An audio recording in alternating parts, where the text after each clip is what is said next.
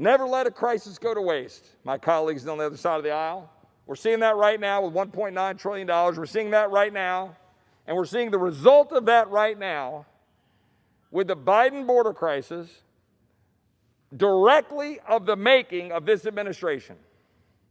The direct consequence of undoing and refusing to enforce the laws, undoing the Migrant Protection Protocol, working with Mexico, refusing to fully enforce Title 42, refusing to go through what you're supposed to do on asylum determinations, refusing to limit catch and release, and instead turning the Department of Homeland Security into a catch and release organization, trumpeting an amnesty bill, and then attracting families to come through dangerous channels, risking their own children and lives at the hands of cartels, all to profit, enrich cartels, and then have the audacity to say that is compassionate, the audacity to say that that is pro-immigrant. Meanwhile, the people I represent, the Texans we represent, we're having to foot the bill. We're having to deal with it. We're having to deal with schools. We're having to deal with high-speed chases. We're having to deal with crime, drug trafficking, the reach of cartels into South Texas. And no one in this people's house gives a whit because of political expediency. I'd ask the Speaker how much time I have remaining. The gentleman from Texas has 2 minutes remaining. So, gentlemen, does my friend from Texas have anything else he would like to add?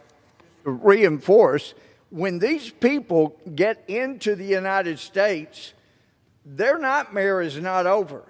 They get shipped to towns all over America, and those that are wearing colored armbands now tell the drug cartel what their situation is.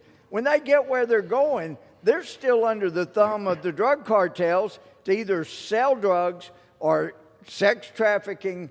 And if they don't pay up what they owe, then a family member gets killed or some part cut off. We know how bad the drug cartels are. So it didn't just end there when they got to America. That nightmare will continue, and this administration is all part of that. Well, I thank the gentleman. I'll close my last minute. And I would just say that it is currently easier for the cartels to exploit our southern border and to allow gang members and dangerous narcotics to come into this country than it is for the American people to get access to the people's house.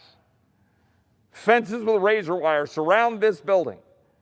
We are apparently so afraid of what might happen to us in this body that we need fence with razor wire, but meanwhile our southern border is wide open for exploitation. And I would only just remind, as I started, that guy who runs that outfit over there in the White House, that guy either is blatantly ignoring his duty to defend the border of the United States purposely, or he has no idea what's going on, because no American president should or would allow this kind of activity to be happening at our southern border, endangering American citizens, endangering immigrants in the name of the United States.